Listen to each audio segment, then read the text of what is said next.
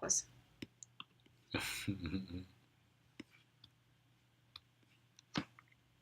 Дорогие друзья, здравствуйте!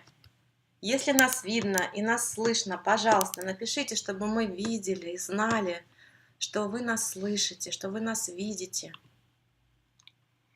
Это очень важно, потому что мы первый раз проводим стрим, это важно для нас.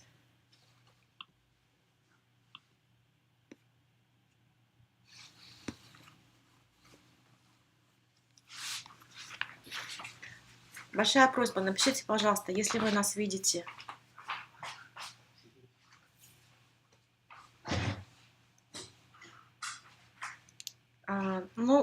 Сегодня 17 января с 7 до 9 вечера мы будем смотреть, значит, инаугурацию, празднование инаугурации 46-го президента Соединенных Штатов Америки Джо Байдена. Сегодня мы будем стрим проводить на двух языках, на русском и на английском языках, поэтому прошу вас поактивнее подключаться к нам. Мы знаем, что сейчас в Алматы раннее утро, насколько мне известно, 8, по-моему, утра, да? Поэтому, пожалуйста, мы понимаем, что сейчас рабочая неделя началась, сегодня понедельник, но возможно, это время не совсем подходит для того, чтобы проводить такие стриминги, но в любом случае мы начали проводить стрим, посвященный инаугурации президента Соединенных Штатов Америки. Мы переходим на английский язык. Say why we today open our stream. Welcome.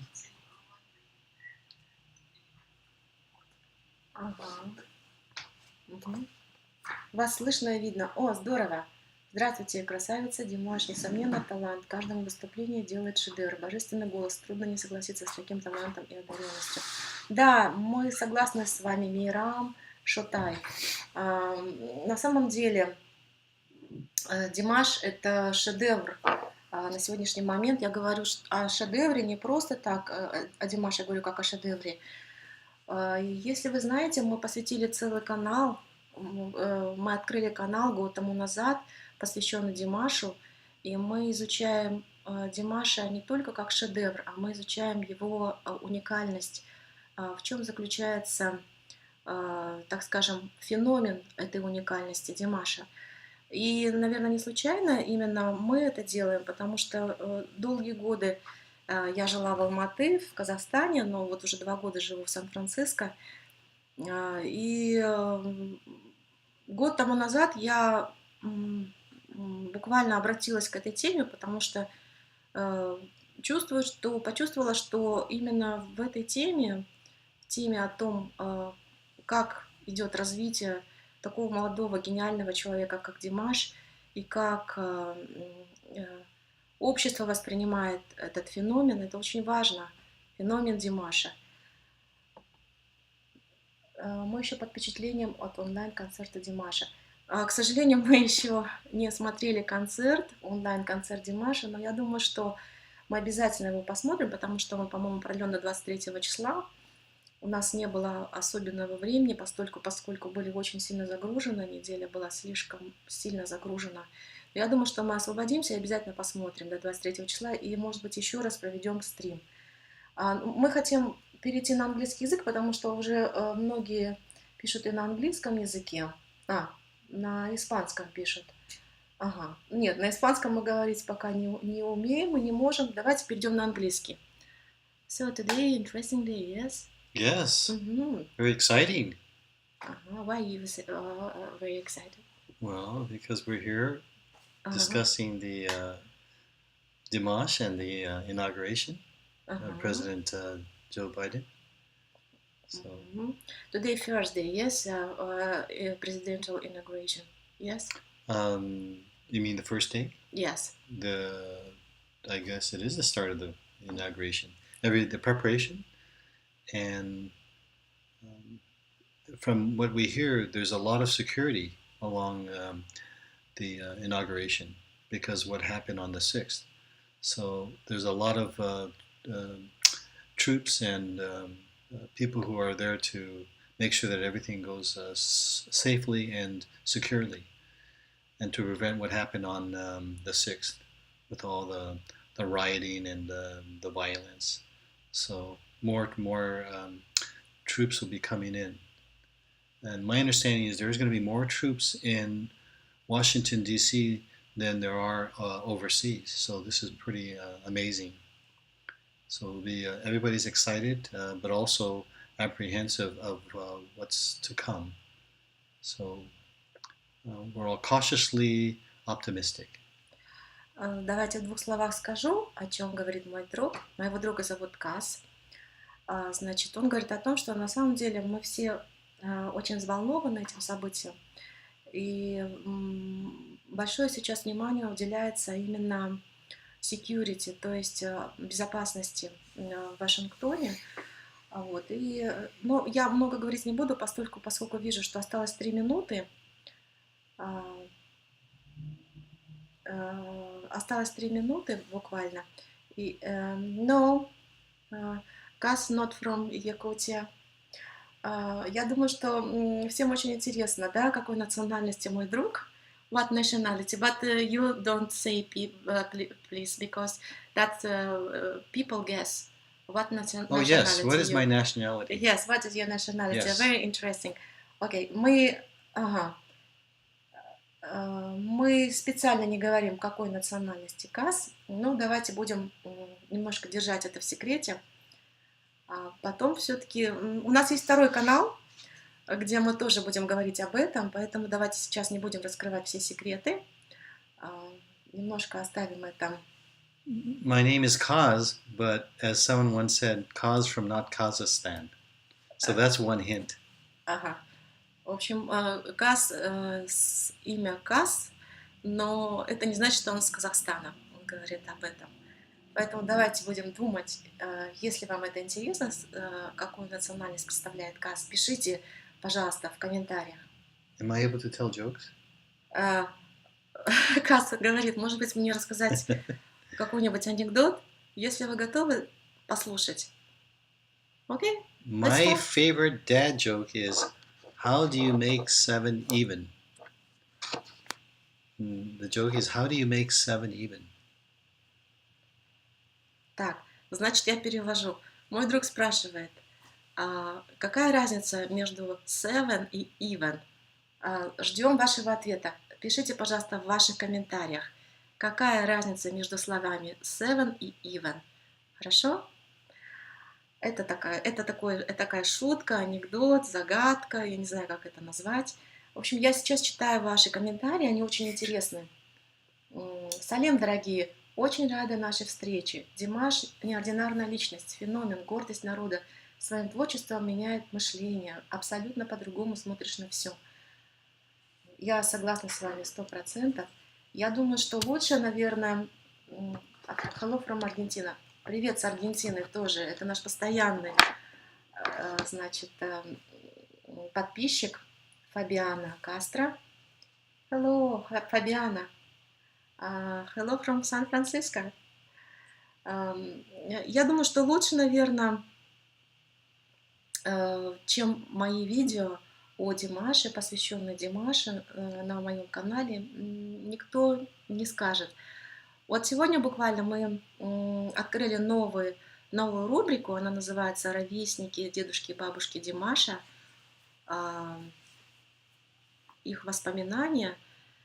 Мы буквально попросили некоторых, так скажем, подписчиков дать свои воспоминания о тех годах, о молодых годах своей жизни. И вот они дали небольшие очерки, и мы сделали вот такую рубрику. Почему? Потому что мы считаем, что нужна какая-то дополнительная информация о Димаше, поскольку, чтобы как бы охватить весь спектр жизни Димаша, как он живет, чем он дышит, в каком обществе он живет. Ага. Так, значит, я пока не вижу ответа с комментариев, в чем разница 7 even. И еще у нас был вопрос, как вы думаете, какой национальности Каз? Ну, тоже пока ответов не вижу. Хорошо. Нам написала Саулия Кашибаевна. Она пишет: «Всех приветствую, Казахстан. С большим интересом смотрели выступление Димаша, посвященное инаугурации президента США. Очень рады, что Димаш узнали и смотрели во всем мире». Ага, хорошо, замечательно. Ага. I have a question. Мгм. Do we know what song Dimash will be singing at the inaugural? What song? What song? Значит, мой друг спрашивает, какую песню будет петь на инаугурации Димаш.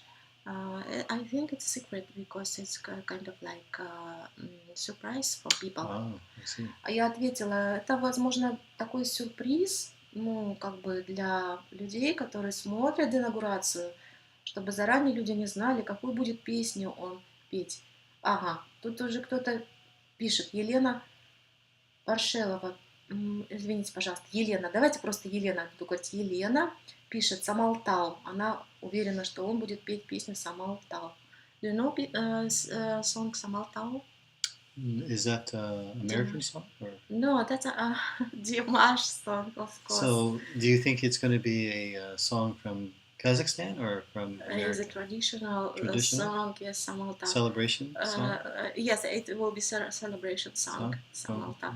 I think it will be two songs. Я говорю, что это, возможно, будет две песни. А я уже сейчас послушала. Так, но у нас почему-то нет до сих пор. This event hasn't started yet. У нас еще почему-то не подключили нас. Может быть, возможно, может быть, у нас еще не началось это мероприятие, или, может быть, какая-то загвоздка с технической стороной. Угу. Сейчас я попробую узнать, пока немножко свои видения о инаугурации расскажет мой друг. Please Yes. Say about your opinion about the inauguration. You said about Inauguration? yes, you said about some Security? security. Say something. Yes. Well, the security at inauguration, there's many checkpoints. My understanding from listening to the news is they've already arrested two people who had one gentleman didn't have the proper identification, and so they did arrest him. Later, they found out that he was my understanding is that he was hired by security for a news organization, might be ABC, but he had 500 rounds of ammunition in his vehicle, and he didn't mention that to the officers that stopped him, so which is curious.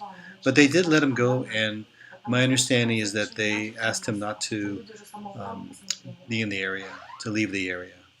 And I heard there's another person who was arrested as well, and I don't have that much detail. That happened most recently. So, but tight security. Thank you. And they're making sure that everything goes smoothly as planned. Biden was going to come in earlier for rehearsal, but he canceled that because of what's happening at Washington, D.C. So that was announced a day ago. Мы специально говорим на двух языках, потому что мы хотим, чтобы подключились и американские зрители. Мы знаем, что в Америке живет большое количество поклонников творчества Димаша, поэтому мы говорим то на русском, то на английском языках. Ребят, ну почему-то у нас еще нет прямого эфира. Вы увидели уже, как он спел песню «Самалтау», но по времени западного Казахстана 5 часов 40 минут. У нас еще пока нет. У нас с 7 до 9 вечера, но пока нет подключения. Может быть, какая-то техническая сторона. Очень странно. Хорошо. So, Yes. And also during the inauguration, we understand current President Trump will not be present, but Vice President Pence will be present. And of course, the past presidents and their wives will be present. So Obama and his wife, Michelle, and then Bush and his wife will be present, as well as Clinton and his wife Hillary, who, of course, who ran for the presidency previously, and also was the Secretary of State for Obama. So she'll be present. So security will be very tight because of the dignitaries who will be present during the inauguration. I'm sorry, guys. Say me please, Edmonton. Where Edmonton? Edmonton? Yes. Is it Edmonton, Washington? Yeah, Edmonton, it's close to Washington? Well, is it the Edmonton I know? Is it Edmonton, Washington? I'm not quite sure. Елена, напишите, пожалуйста, Эдмонтон, это где? Could that be in Canada? I don't know. I'd have to look it up. But there might be an Edmonton, Вы с Washington. Канады. Ага, it's Canada. Canada? Okay. Yes. Ага, значит, нет, у вас, видимо, уже from Canada already people watch. Watching? Ага, Oh. but we don't know, I don't know. Канада. Кайрат Салыков, привет, с Павлодара, 9 часов 6 минут. Павлодар, наверное, сейчас такой холодный город. Я помню, была в Павлодаре. Вот в это же время, в январе, было очень холодно. Но красивый город, очень красивый город. Альберта. Вы с Альберты, да, получается? Улжан, мы вообще даже, у нас нет подключения до сих пор к инаугурации. Я не знаю почему. Написано, что this event hasn't started yet. Еще не началось это мероприятие. Вот. Была ли вторая песня в исполнении Димаша, я еще пока не знаю. Но говорят, первая песня уже была «Самартау». Вот вторую песню пока мы еще не... Мы еще вообще даже не подключились к этому мероприятию, к инаугурации, к открытию инаугурации. Do you know, guys, what is Sister Cities International? What is organization? I don't know. That's private, yes. I don't know, but I can look it up. Окей. У вас 7 p.m. Да, у нас 7 часов 8 минут. У вас 8 вечера. Ага. Возможно, даже... Я даже не знаю, почему. Вообще, прямой эфир, он должен быть... Он на то и прямой, что везде в одно время должно все подключиться, и все мы должны в одно время все видеть. Второй песни не было. Трансляция закончилась. Очень странно. Вся церемония уже прошла в онлайн-режиме.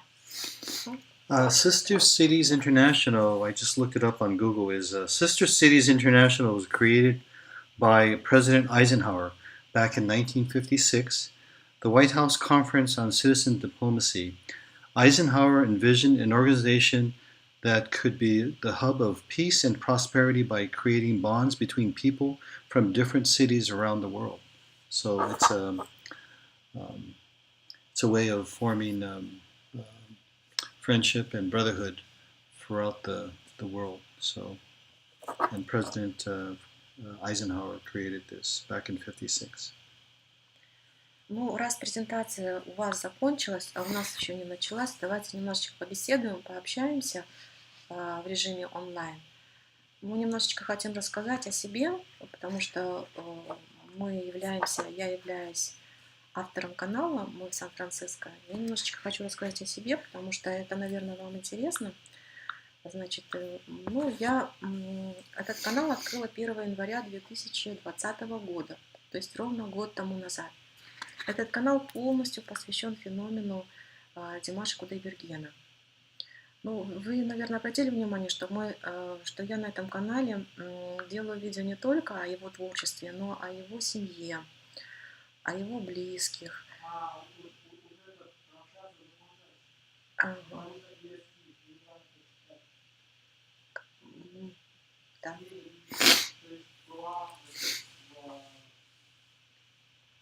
Так, нам подсказывают, что уже трансляция закончилась. Мы неправильно поняли. С 7 до 9 вечера была. До 9 часов вечера же нет еще пока.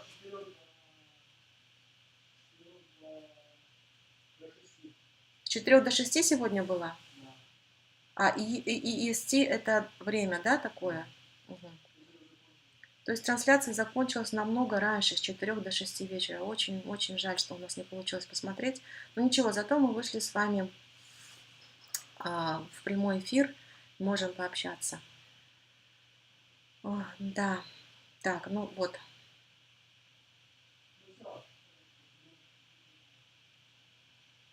Нет, я не была на концерте в Нью-Йорке, мы не были на концерте в Нью-Йорке, а, но я думаю, что если Димаш приедет в Америку, в Соединенные Штаты Америки, мы обязательно посетим этот концерт.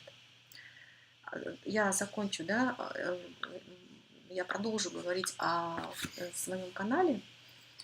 Вот. И у нас буквально недавно мы открыли новый канал. Я говорю, почему? Потому что вместе с Казом мы открыли новый канал просто о жизни в Сан-Франциско, о том, как мы живем в этом городе, чем мы дышим, что мы делаем. Вот одна из последних новостей и последних репортажей, которые мы будем делать, это о том, что произошло со мной, это о моем зубе, что вот буквально мы будем его скоро удалять. Ну, наверное, это первый такой отрицательный опыт у людей, которые только начинают жить в Америке. Зубные стоматологические, значит, услуги здесь очень дорогие. Поэтому я думаю, что придется все-таки удалять зуб. Мы будем говорить об этом на нашем другом канале. И если вам это интересно, конечно, подключайтесь к нам, присоединяйтесь. Вот. А еще мы будем рассказывать я буду рассказывать о моем опыте, как я попала сюда, как я здесь живу, какие визы, значит, какие визовые услуги были предоставлены мне, и какими визами я, значит, использовала какие визы и так далее. Так, ну давайте, ладно, вопросы по концерту, по инаугурации, по открытию инаугурации. Посмотрела в записи открытия первые 3 часа, пишет Екатерина. Димаш спел одну песню «Привет из Владивостока». О, привет. Да, Владивосток это close to Japan, yes? I'm sorry? Vladivostok, do you know Vladivostok? It's a city, big city, in Russia, but close to Japan. I don't know. Okay. Владивосток, я рассказываю своему другу, где находится Владивосток. Он говорит, я не знаю. Но ничего страшного, я ему объясню. Привет Владивостоку, привет Екатерине от нас. Хотелось бы знать, были ли вы на концерте в Нью-Йорке? Я уже ответила Елене. Дальше Рафаэль пишет. А как вам онлайн-концерт Димаша? Вы смотрели? Нет, к сожалению, мы не посмотрели, потому что мы не поняли. На самом деле, концерт сегодня был с 4 до 6 вечера по нашему времени Сан-Франциско. Вот, поэтому мы не смогли посмотреть этот концерт, но я думаю, что, наверняка кто-то записал. Мы посмотрим в повторе. Ну, наверное, это сделал Алга Питер, как обычно они делают. Они делают все. Я буквально удивляюсь их работоспособности. Они делают все досконально по Димашу Кудайбергену, поэтому я думаю, что они наверняка сделали запись. Димаш рискнул спеть на казахском языке. Не ожидала. Думали, гадали, но были уверены, что песня будет на английском. Да, на самом деле, они спрашивают про концерт Димаша, который прошел вчера. Так, луч света. Значит, Димаш рискнул спеть на казахском языке, не ожидали. Вы эту песню «Самалта» он пел на инаугурации, да, я так поняла, на казахском языке. Ну да, на самом деле это большой риск, потому что, в том плане, что казахский язык это не международный язык. Этот язык не международного уровня, поэтому его, в принципе, не знают многие. Ну, те, кто только живут в Америке, в Соединенных Штатах Америки, мы, безусловно, с удовольствием слушаем песни на казахском языке. Но вот то, что касается вчерашнего концерта, мы концерт не смотрели, мы его обязательно посмотрим и тоже сделаем стрим, потому что нам очень интересно, а, как проходил концерт, сколько было песен спето. Говорят, было 3 песни новые, 3 новые песни, которые Димаш, как всегда, спел очень интересно. Я обязательно посмотрю. Не про инаугурацию. Ну, все, мы поняли. Хорошо, мы будем смотреть оригинал. Булат, мы будем обязательно смотреть оригинал, и мы купим обязательно билет. Да, для того, чтобы посмотреть концерт Димаша, нужно купить билет. Да, мы знаем, мы в курсе. Обязательно мы это сделаем. Мы сделаем, я говорю еще раз, что мы сделаем такой же стрим, как сегодня. So, do you know some interesting question I have from people? People told about Dimash, very risky person, because sing Kazakh language. I told yes, just very risk, because that's America, international, of course, international country, but some people don't know Kazakh. Yes. Yes. Uh-huh. So you're saying that it might be a risk for Dimash to sing a Kazakh song? Yes. Well, I think it would be wonderful, because there would be a lot of people who are watching who may not even know where Kazakhstan is. So this is a new way of Dimash will be introducing a lot of people to Kazakhstan and the tradition, and this would be a wonderful way for everybody who will be watching to enjoy the music and to appreciate, and also broaden their thoughts about even where Kazakhstan is. So I think it would be wonderful. I'm always wondering how they decided to pick Dimash. It's a great honor, but it's wonderful that whoever chose them to have such a diverse group of singers, especially from Kazakhstan. So it's quite wonderful to have Dimash sing during the inaugural, which will be a very festive and celebration of the new administration with Joe Biden and Kamala Harris.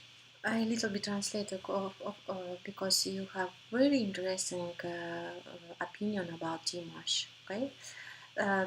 Значит, Каз, мой друг, говорит о том, что Димаш, ну, это не сколько риск, то, что он исполнил эту песню, а наоборот, это нечто новое для американских людей, потому что для американцев, потому что это что-то необычное, новое, какой-то свежий ветерок. И это, безусловно, повлияет на то, что люди будут интересоваться страной Казахстаном. И еще мой друг сказал интересную вещь, то, что почему именно Димаша выбрали для инаугурации. Именно он был выбран для инаугурации, потому что, и сам же ответил, потому что Димаш очень интересный молодой певец, его голос на самом деле поражает многих людей. Вот. Давайте немножко почитаем теперь ваши комментарии. Турсун пишет. Трансляция началась в 6 часов утра по времени Нур-Султана. Димаш спел песню «Самал Тау» примерно через час после начала трансляции. Луч света. У вас есть еще время посмотреть онлайн-концерт.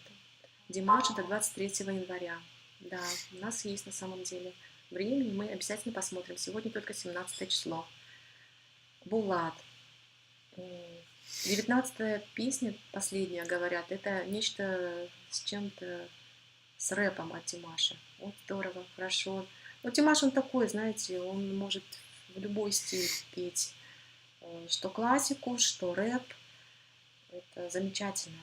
Я думаю, что если он даже объединит свои усилия с какими-нибудь интересными командами, 91, о котором я писала о которых я делала свои видео. Я думаю, это будет какой-то интересный collaboration или интересная связь, интересная такая вот ансамбль, или как это называют еще, демонстрация классического жанра, может быть, и получится и рэпа. Ну, кстати, такое уже было у Димаша, он пел уже песню о Казахстане, насколько я помню. Там вот, значит, там он был применен. Димаш очень прекрасно, значит, сочетался вместе с певцами, рэперами, это было здорово.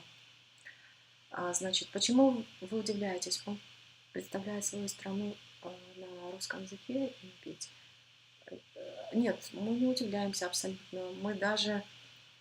Мы не удивляемся, поскольку вот мое видео, если вы видели, кто будет петь гимн на инаугурации. Я даже говорю о том, что, возможно, Димаш будет петь песню на английском языке, я имею в виду гимн. Нет никакого удивления, наоборот, есть некая, так скажем, мы поддерживаем его и даже пошли дальше того, о чем мы задумывались, какую песню он будет петь на концерте. Мы думаем, что, возможно, он даже его подключат, и его попросят спеть гимн Соединенных Штатов Америки. Вот, ну, у меня было такое видео, посмотрите, буквально несколько дней тому назад мы говорили об этом. Вот так. Казахская песня на инаугурации – это не риск, а гордость для всех казахов. Здесь опять виден его большой патриотизм. Если кто-то любит его творчество, должен любить и его язык. Нор. Да, конечно, мы только что об этом говорили, что это не риск, а вот мой друг, он живет в Америке. How long you stay in America, guys? How long? I've been here for 59 59 years. How can that be? Because I'm only 36.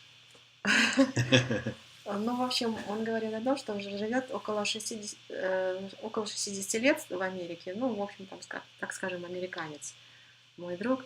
Но вообще ему 63 года.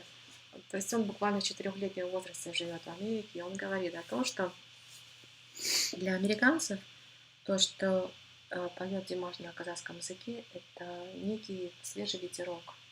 Это некое такое новое явление. И этим самым он подстегивает интерес американцев к творчеству Димаша, к стране, которую он представляет. Вот. Поэтому в этом, конечно, заключается его патриотизм. Патриотизм еще и заключается в том, что вот если бы он еще спел гимн, это было бы вообще замечательно. Гимн Соединенных Штатов Америки. Я не знаю, очень много у меня было полемики на канале. Кто-то писал, не должен он был петь, не должен и не будет он петь гимн. Кто-то говорит, а почему бы и нет? Как раз все его голосовые данные могли бы показать всю красоту гимна Соединенных Штатов Америки. Ну, видите, мы посмотрим. Мы не будем гадать, но я думаю, что все еще впереди. I wonder, what the SKI surprise is one of the 20th. I hope it's some songs by Dimash. Do you know? What's the songs? Пожалуйста, мы сейчас очень мелкие буквы, но мы попробуем ответить. Он пел эту песню на джазовом фестивале, который проходил в Японии. Ну, да, безусловно, Самалтау – это очень известная песня. И он говорил об этой песне, что... Я сейчас скажу о Самалтау. Вот, посмотрите, пожалуйста, вот сейчас мы попробуем прочитать. Нам написала.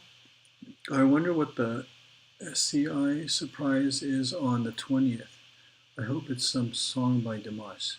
What is SCI? What is SCI surprise? What is the SCI? SCI? We don't understand. It's from Hope Casareno.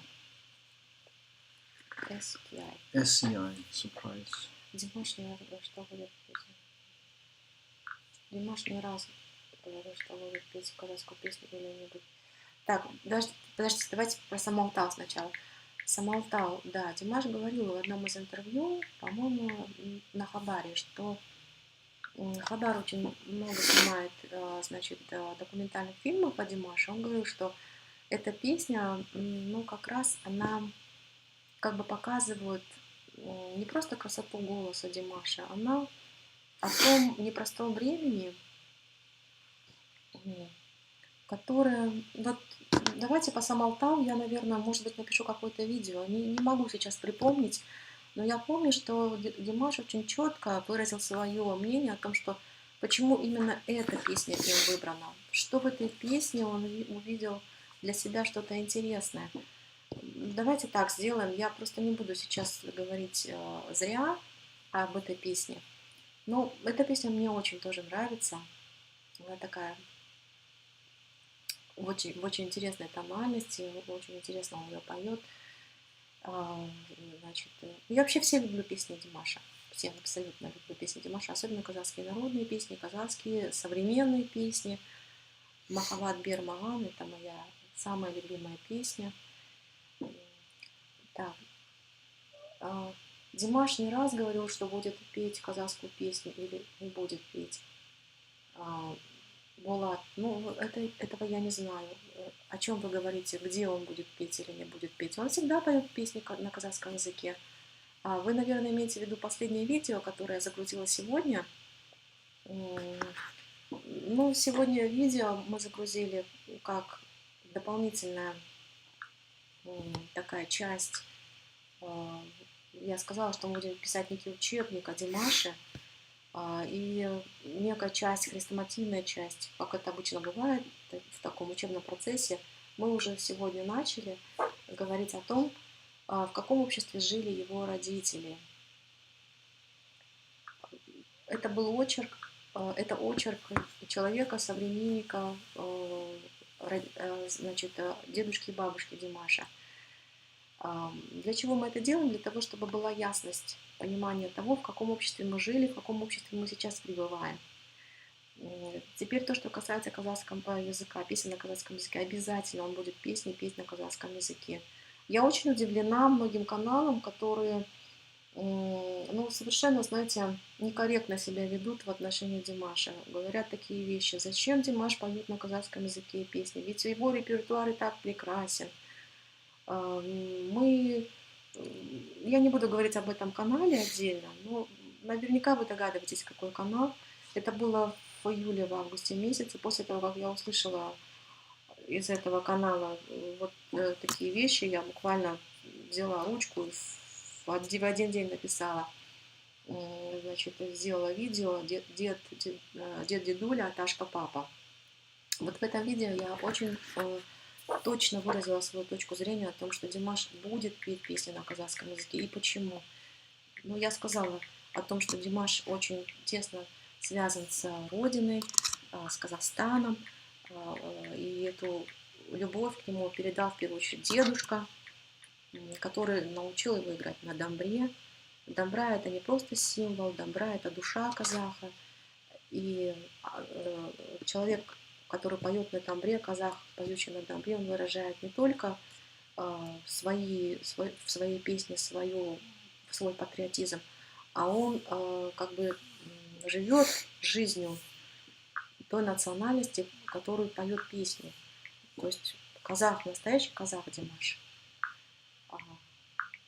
Так, мы что-то отошли. Ага.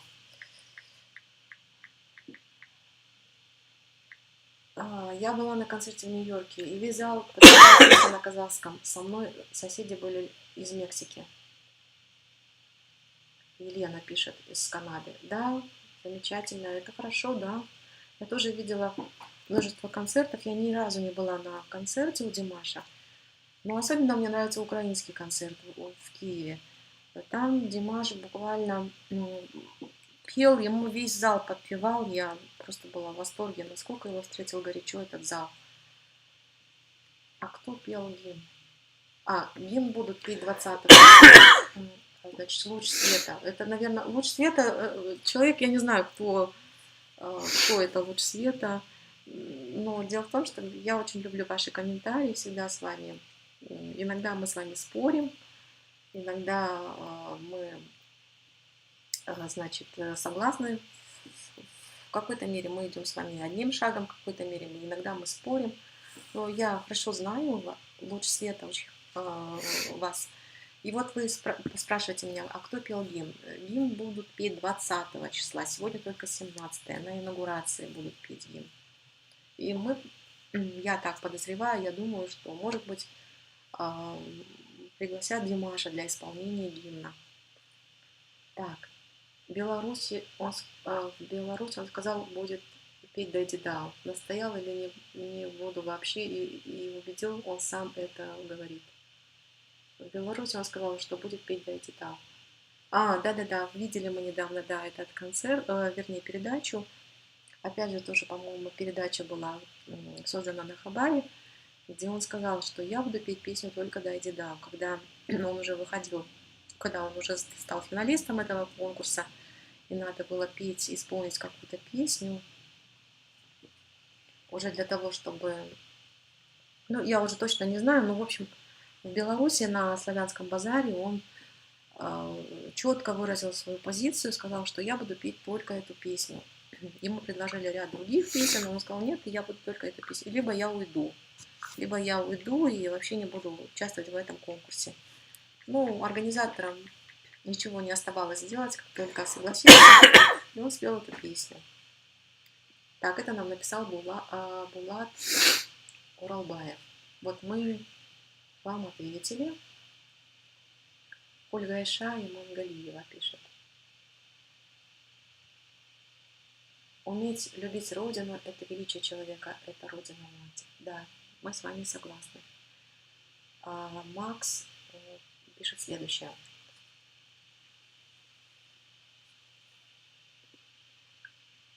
Разве бывает у казашек друг мужчина?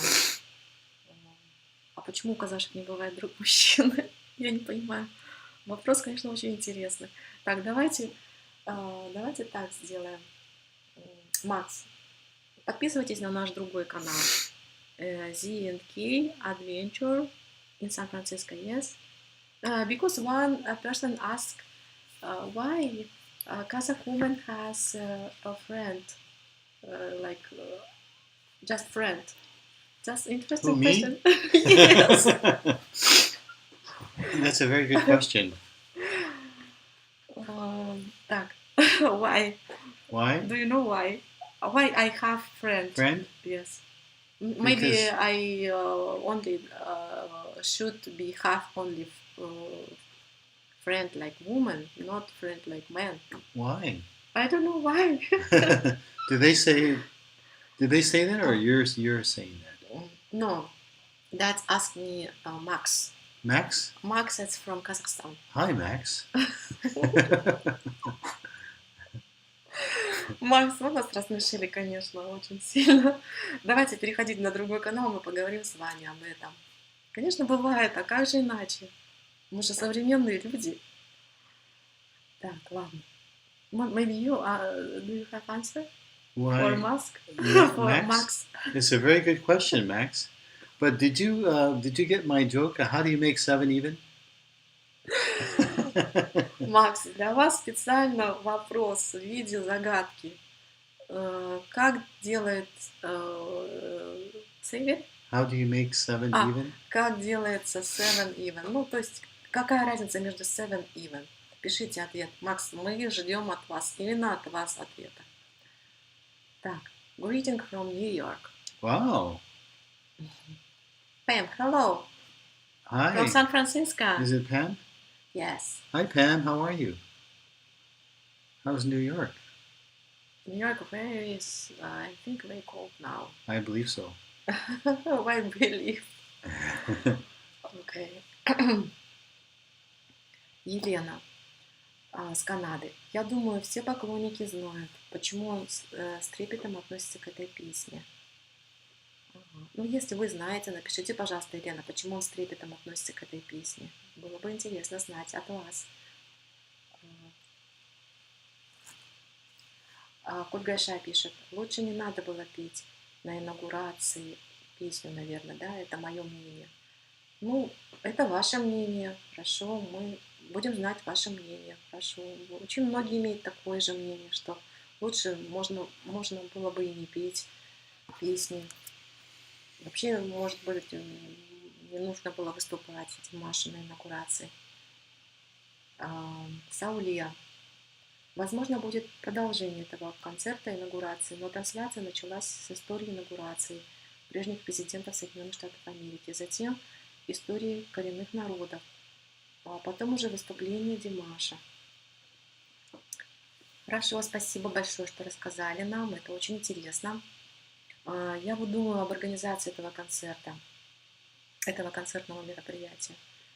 Ну, многим нам надо учиться, как эти мероприятия организовываются в Соединенных Штатах Америки. Видите, это как бы такая вводная часть была. Рассказали об истории, значит, этого концерта, концерта, ну, я имею в виду концерта инаугурационного концерта. И даже рассказали о прежних президентах Соединенных Штатов Америки и как проводились инаугурации предыдущих президентов. Это здорово. Это правильное проведение концерта. Это правильное прочтение. То есть с истории, а потом уже переходить непосредственно к участникам концерта. Хола-хола. You know what's hola-hola? Is that Spanish? Hola hola? Yes. It sounds like a greeting. Hola hola. You're reading. Like, But it could be a drink also. okay. I believe it's a greeting.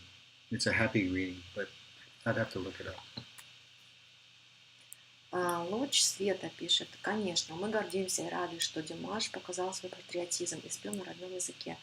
Все, кто знает и любит Димаша, воспримут это очень положительно. Но для широкой американской аудитории, широкую американскую аудиторию не зацепит. А давайте спросим, зацепит или не зацепит? Зацепило нашего уважаемого американца или нет? Вообще то, что Димаш спел на инаугурации на казахском языке. Interesting question for you guys. Yes.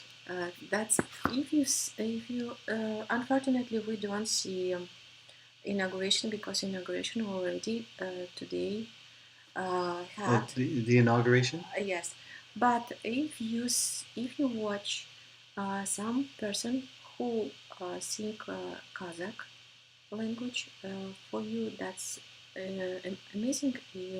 During the inauguration? Yes, you're what you're excited about that. If you see some singer who say Sings a Kazakh song? Well, I think they'll probably introduce Damash as a very famous singer from Kazakhstan, and the song he chooses will probably be a song of celebration.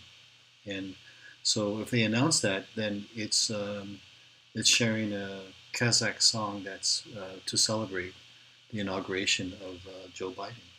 So, I think the difference would be if Dimash decided to sing an American song versus a Kazakh song. I think the fact that he's going to be singing a Kazakh song would be more impactful, and it would be a wonderful way of introducing not only his voice, his amazing talent, but also the song from Kazakhstan. Because if he just sang an American song, it would be just like any other artist. But the fact that he's singing a song, I'm going to say that he's going to sing a celebrating song from Kazakhstan, that would be wonderful to introduce a song to America to celebrate the inauguration. Ну вот мой друг говорит, что безусловно перед тем, как представлять ту или иную песню на каком-либо языке, наверняка любой человек, он задастся вопросом, а кто этот человек? То есть это будет некое такое вводное понимание человека, который поет на другом языке, не на английском языке. Он прочитает о нем, он узнает о нем, возьмет более глубокую информацию с интернета об этом человеке. И тогда он поймет, почему человек пел именно на казахском языке. Он поймет, что этот человек очень знаменит в Казахстане, это во-первых. И во-вторых, ему очень важно было петь эту песню именно на казахском языке для инаугурации. Поэтому и понятен, и понятно американцам, почему Димаш поет на казахском языке. Песни на казахском языке. Ну, не только потому, что он патриот, а потому, что он великий, он большой певец, представляющий Казахстан. Он уже представляет не только себя, как личность Димаш, он представляет целую страну, Казахстан. Поэтому понятно его выступление, потому что он хочет показать себя не только как личность, как певец. Он хочет показать, продемонстрировать целую страну, что вот он из Казахстана. Так.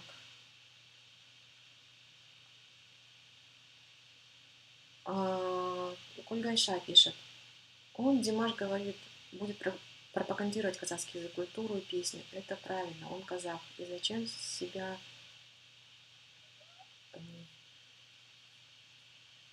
Я горжусь, что я... Я горжусь, что я кипчашка. Что-то в этом роде. Кипчак. Да, мы тоже очень гордимся, что мы кипчаки. Мы здесь, в Америке, тоже... Когда нас спрашивают, кто вы по национальности, мы, безусловно, не все знают нашу национальность, не все знают Казахстан.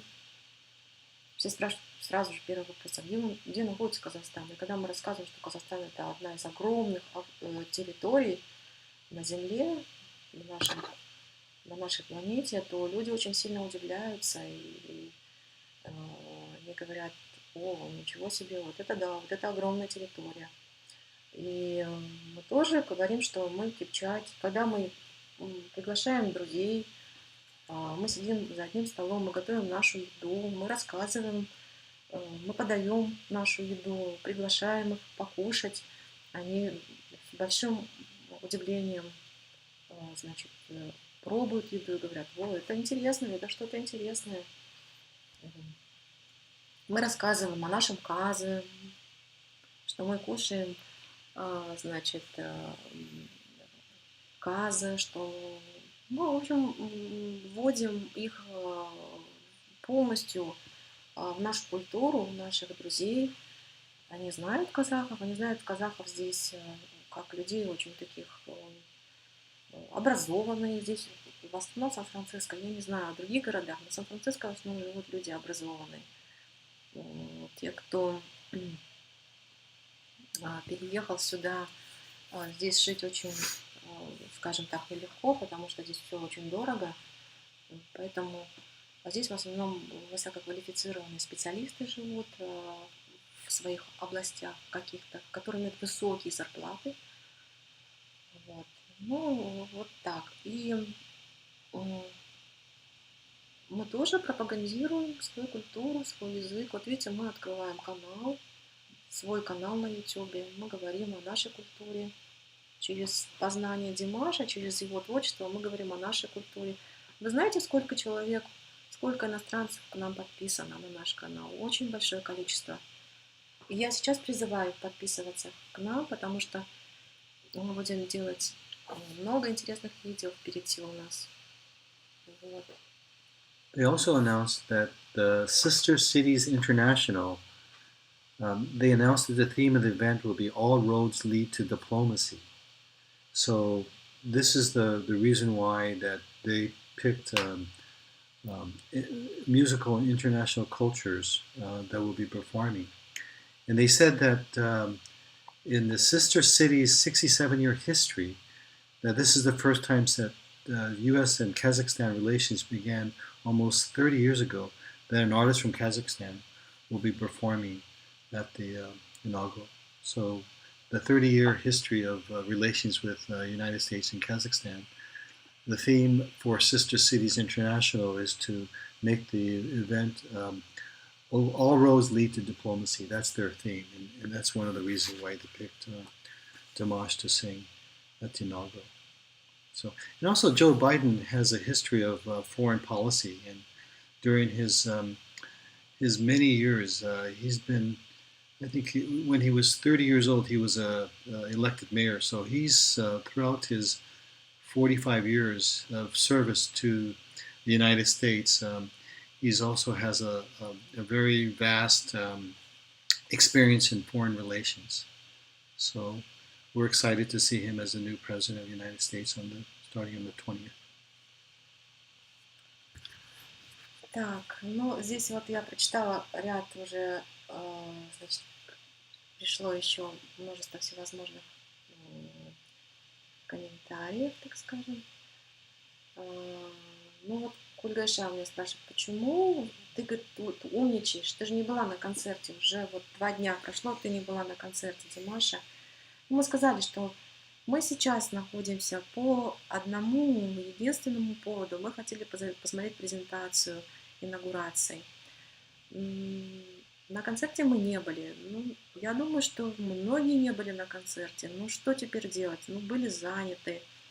Много было вопросов, которые надо было решать эти дни. Я думаю, что ничего страшного, мы будем на концерте и посмотрим, и сделаем обязательно еще раз вот такой стрим, и мы обсудим с вами все песни, которые пел Димаш. Это было бы здорово. Ну, давайте так, сегодня, раз не получилось с презентацией, инаугурации, то давайте просто пообщаемся, потому что я думаю, что давно уже есть такое желание и потребность в том, чтобы провести такой стрим, потому что наш канал, our channel,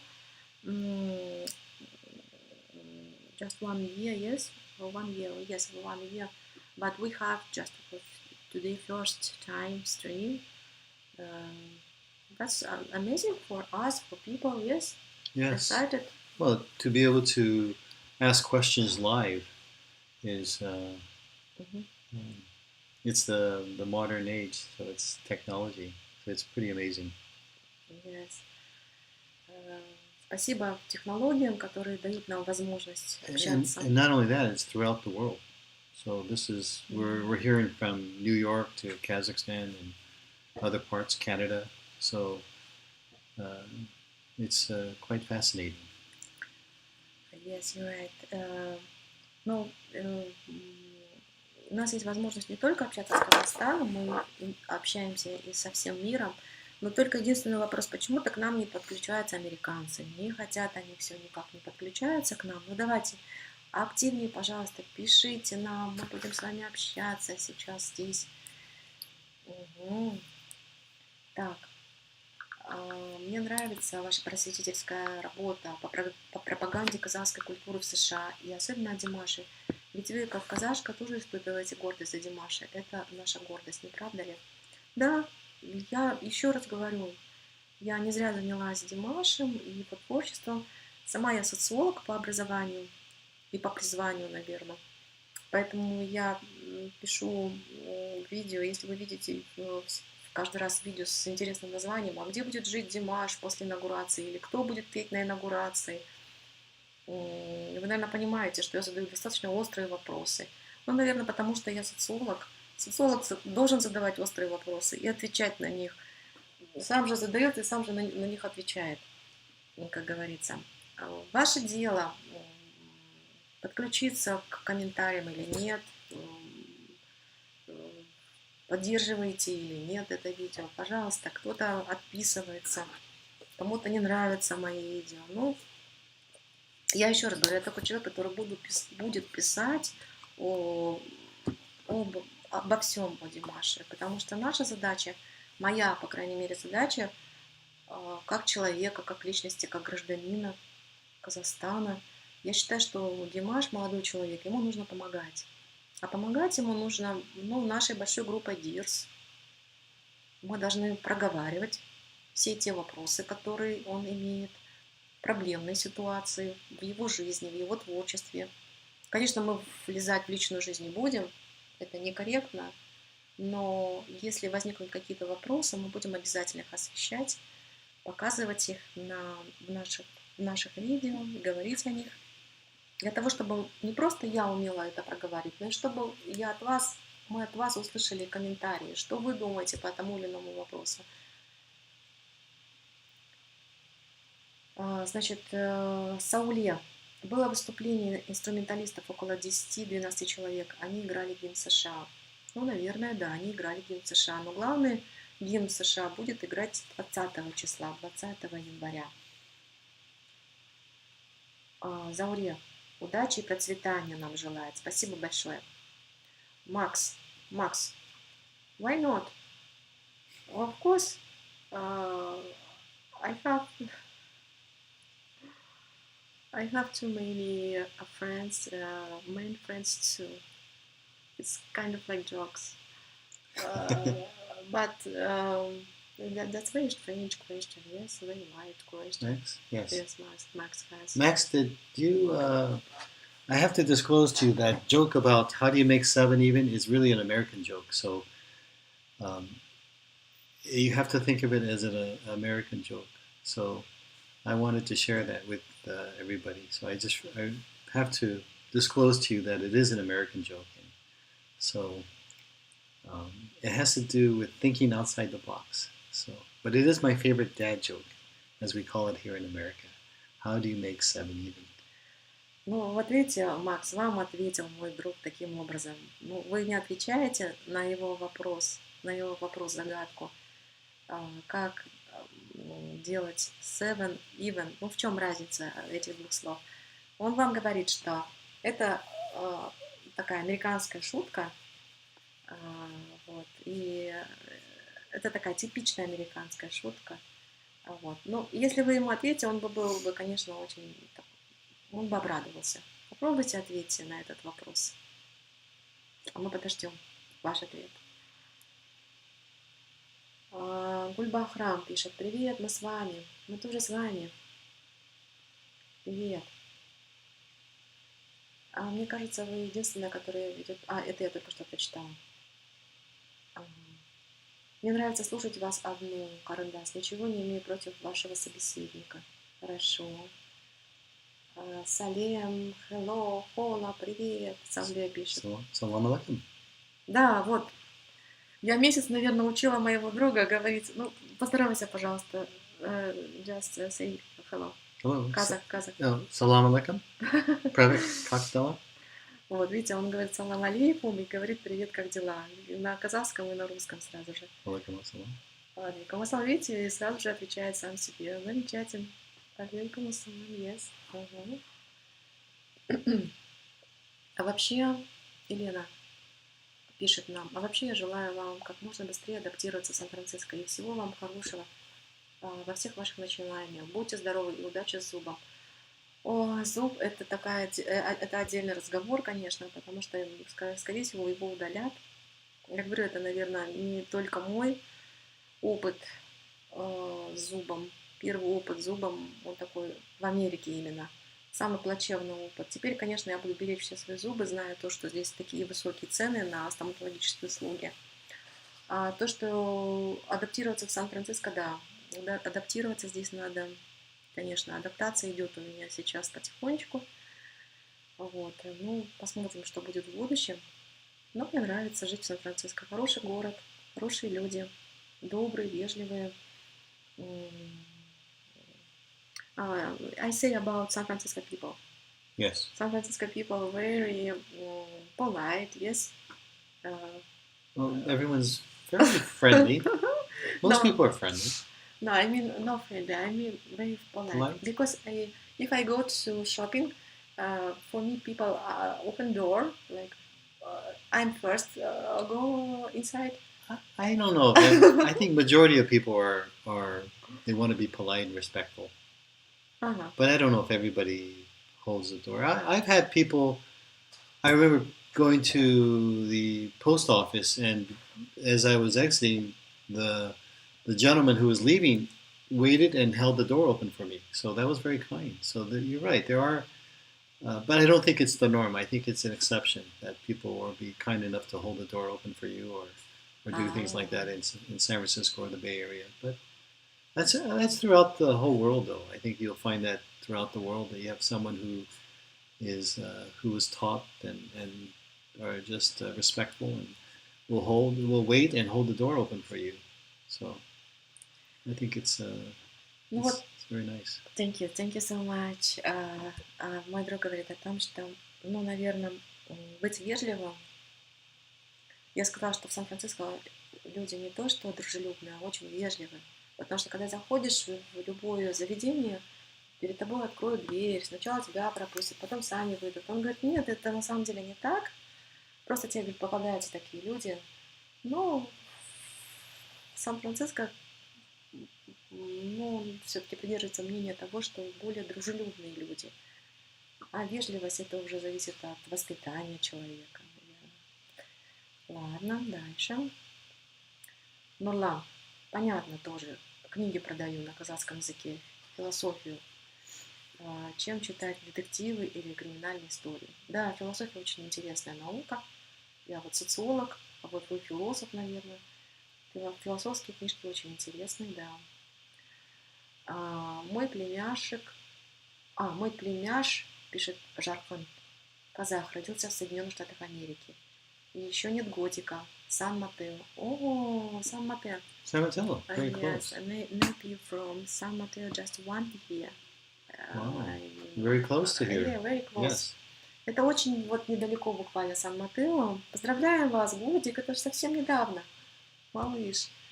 Ну, нашему каналу тоже годик, значит, они ровесники, здорово. Поздравляем вас, Жаркан. Значит, Казахстан занимает 9 место в мире по территории. Да, мы знаем, что 9 место по территории Казахстан занимает. Нурлан Тайшибеков. Благодаря Димашу мир узнал, что есть нация, как казахи, и культура, фольклор, образ жизни, история народа, ее песни, инструменты. Ага, хорошо. Есть ли казахская диаспора в вашем городе? Общались ли вы? Знаете ли вы свой родной язык? Если нет, хотели бы вы его выучить? Казахская диаспора. Здесь довольно-таки большая казахская диаспора. Она живет в Сакраменто. И до коронавируса мы отмечали Наурыз в Сакраменто. Это было большое празднество. Это был огромный такой стол. Это было той настоящий. Я повела своего друга туда. Он был удивлен всем этим. Он сказал, what about Nauruz? Norris Did in you remember? Sacramento? Сакраменто. Вот Yes. видите, он сразу вспоминает That's my first Сакраменто. experience, yes, Это of был, Kazakh tradition and food.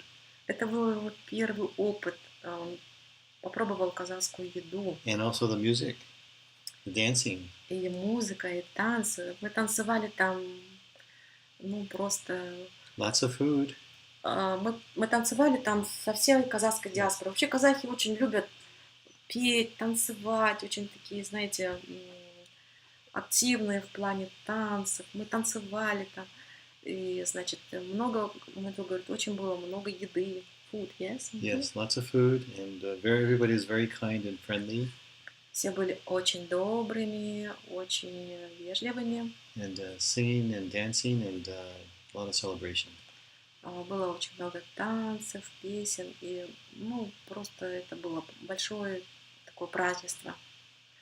Ну, говорить на казахском я могу, но сейчас не решусь, конечно. Но когда вы мне пишете комментарии, я отвечаю на казахском языке. Правда, не на все комментарии. Вначале я это делала, когда писала в начале, если вы помните, это был апрель, март месяцы. Я писала о Амре Кашубаеве, и там я писала вам ответ на казахском языке. Вот. Но когда вы пишете на казахском языке комментарии, я все их читаю, отвечаю на какие могу, на какие, когда у меня есть время отвечать, потому что я в основном занята своим каналом, набором материала. Вы сами понимаете, набор материала это довольно-таки большая часть времени. Вот. И поэтому, да, конечно, бы, хотела бы, обязательно я буду говорить на казахском языке, а как иначе? Я же казашка. Так. Сауле, спасибо за ваш канал, за вашу работу. Я думаю, что ваш канал очень интересен многим. Самое главное, вы замечательно пропагандируете творчество Димаша. Желаю дальнейших успехов и процветания канала. Спасибо большое, Сауле. Спасибо. И вам больших успехов и процветания вашего бизнеса. Пусть все будет хорошо на вашей работе. Удачи, успехов вам. Вот буквально недавно мы отметили Новый год. Мы хотим вам пожелать здоровья, в первую очередь здоровья, крепкого здоровья. Сейчас в эпидемию коронавируса надо беречься себя, беречь всю семью. Мы желаем вам успехов, мы желаем вам удачи. Пусть все будет замечательно. В этом году и в последующих годах вся жизнь пусть у вас будет замечательной, пусть будет все прекрасно у вас, пусть все будет хорошо. Так, продают ли конину в магазинах и отличается ли она от нашей и по вкусу, и по цене? Конина. You like horse meat? Horse meat? Yes. The only time I've had horse meat is one time I was at a foreign country and they served horse meat with sauteed with butter, and it was delicious. But I haven't had horse meat since then. This was many years ago that I first had my experience with horse meat. But I'm excited to try horse meat. I'm not sure if I like horse milk. Horse milk? I don't know if I like horse milk. Ну, в общем, мой друг говорит о том, что он пробовал, конечно, конину, но в другой стране. Это было несколько лет тому назад. Вот. Но он говорит, я, говорит, очень заинтересован, очень, говорит, взволнован тем, что мне очень интересно выпить кумыс, попробовать кумыс. Вот его что интересует. Я думаю, что мы обязательно ему дадим такую возможность. Мы уже рассказывали, что такое кумыс. Но продают ли конину в магазинах? Do you know about buy or not buying horse meat in stores? Here? I have not seen horse meat. I'm not sure if it's legal to sell horse meat in the United States. I don't know. I've never seen it, so I don't know. I have not seen it in stores, and again, I have to check to see if it's legal to sell horse meat here in the States. В общем-то, он говорит, что легальна ли продажа мяса конины в Сан-Франциско, вообще в Америке, в Соединенных Штатах Америки, это под большим вопросом, он сам не знает. Вот. Но я, говорит, никогда не видела, что продавали конину. Ну, по крайней мере, мы ее попробовали на Наурызе. Я говорю, перед инаугурацией, говорю я уже, перед тем, как объявили пандемию коронавируса, мы были на Наурызе, и, конечно же, там мы пробовали. It says horse meat is generally not eaten in the United States and is banned in many states across the country.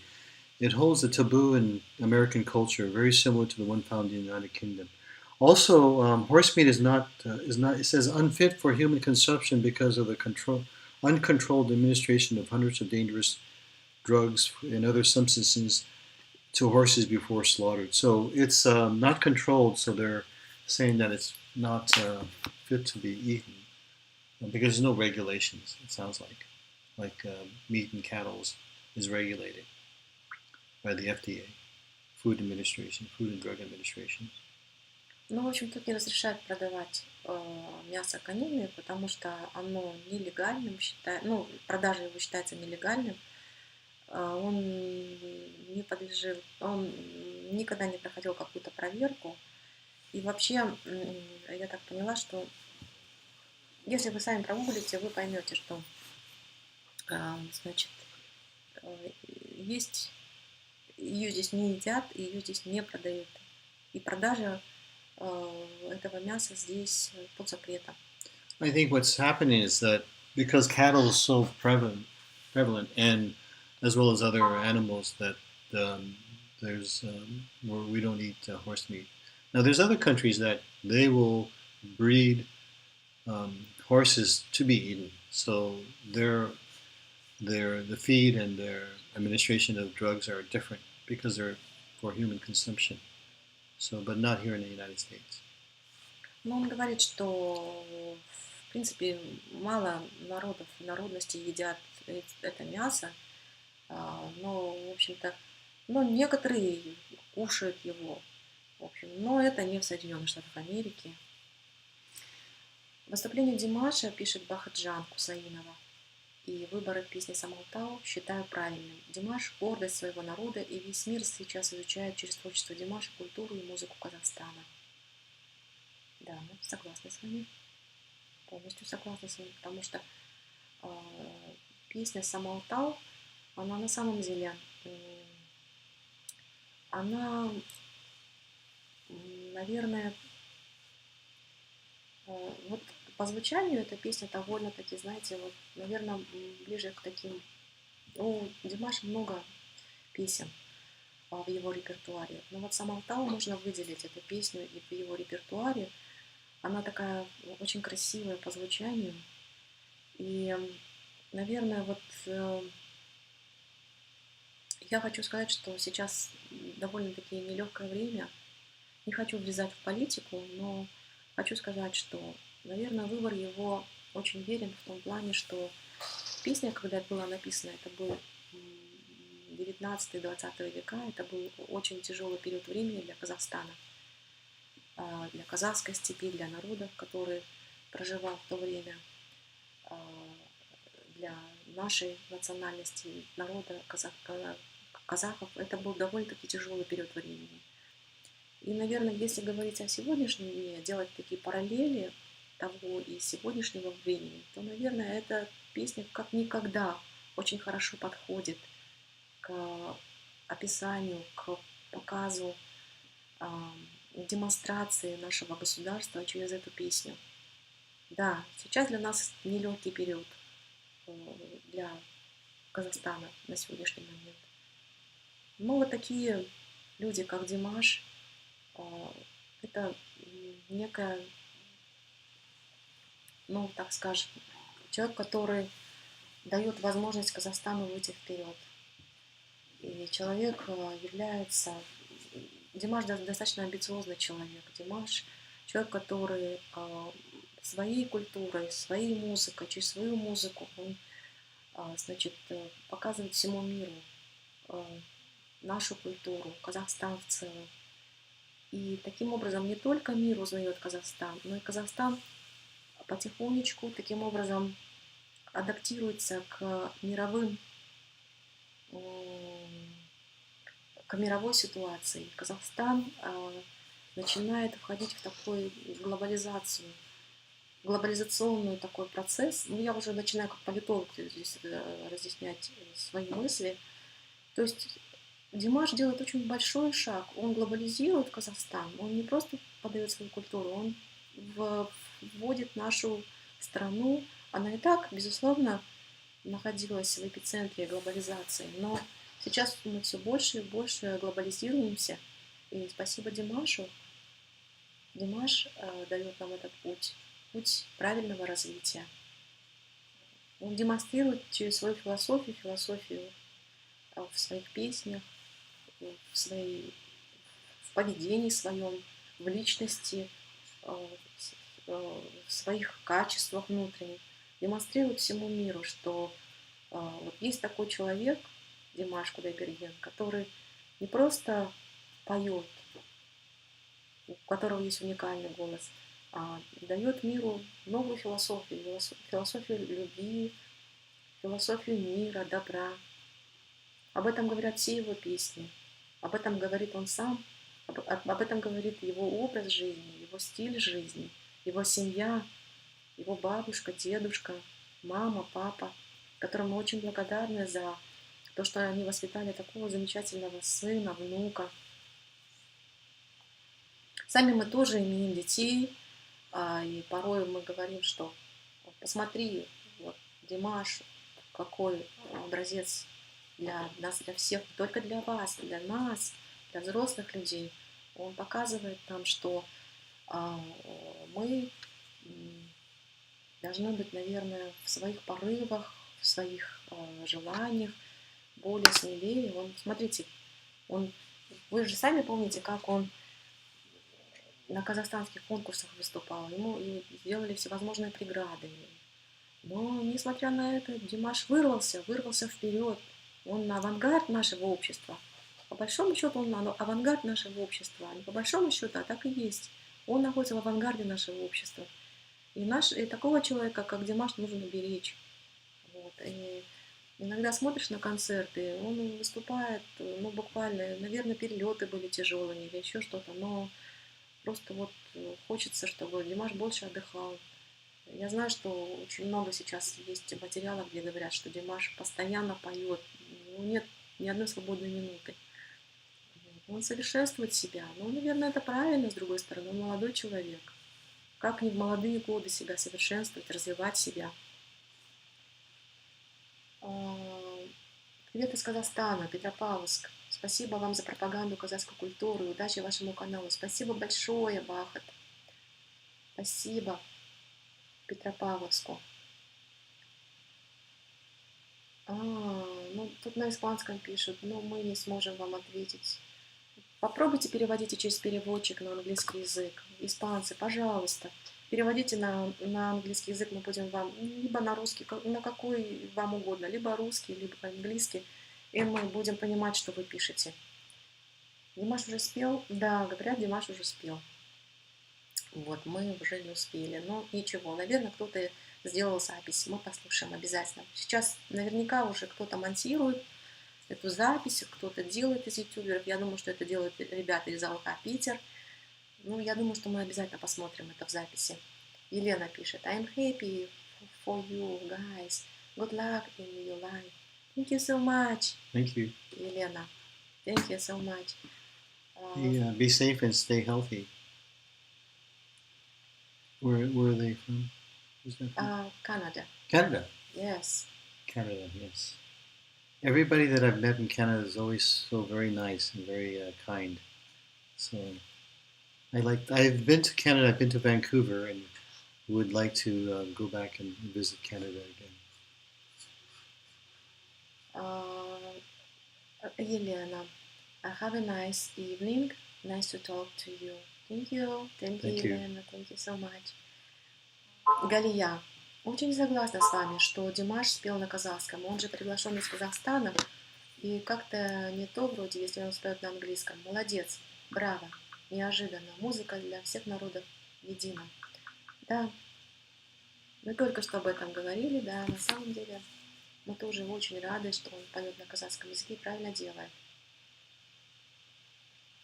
Dimash has already sang Samaltao, hasn't he?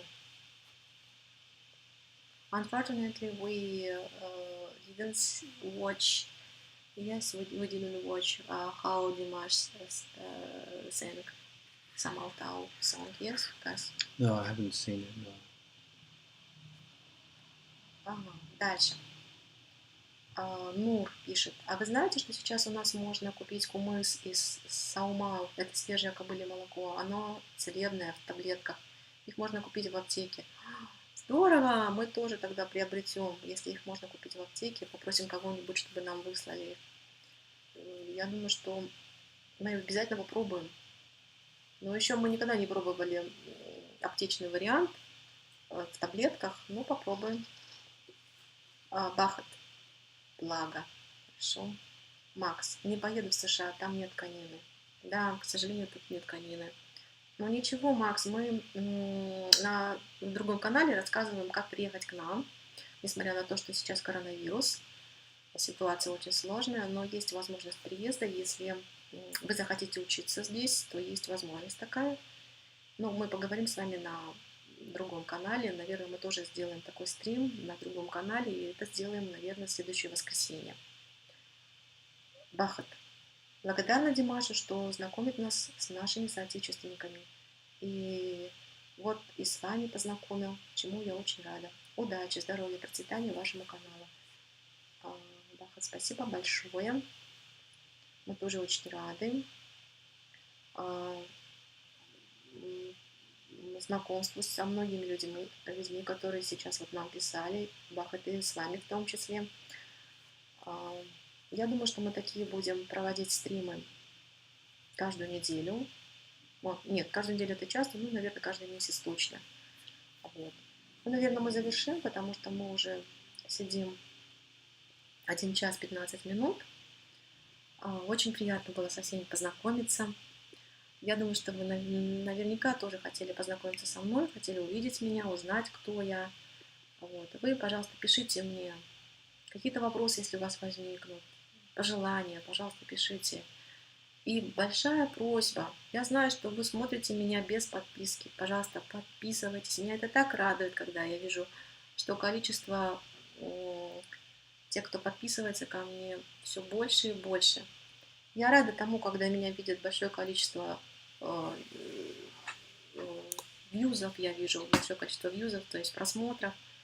Это меня, конечно, радует. Но когда вы подписываетесь, это радостнее, это очень радостно, это я просто приветствую, если вы будете подписываться. Большое пожелание к вам такое, пожалуйста, подписывайтесь на наш канал. Ну, все, наверное, да? Because we need to say because we finish our... Oh, we're finished? Okay. Yes. All right. Well, this is the first live stream. Mhm. How did you feel it went?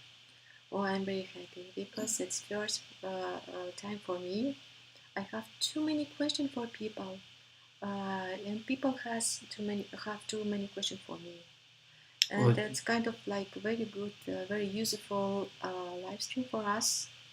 there's a lot of people who live streamed with you, so that's great. It's very successful. Now, may I answer my dad joke? How do you make 7 even? Сейчас все-таки вам ответит он. Ну, во-первых, я скажу, что он сказал. Он сказал о том, что как тебе сегодня, как ты себя чувствуешь после проведения лайвстрима. Я сказала, что прекрасно, я очень счастлива, потому что на самом деле у меня было много вопросов к вам, и наверняка у вас было множество вопросов ко мне. Это было полезное общение, где мы, во-первых, познакомились друг с другом, а во-вторых, мы, наверное, поняли, кто находится на разных сторонах, так скажем, по ту сторону экрана. Вот. И он хочет ответить на свой же вопрос, который он задал, вопрос-шутка.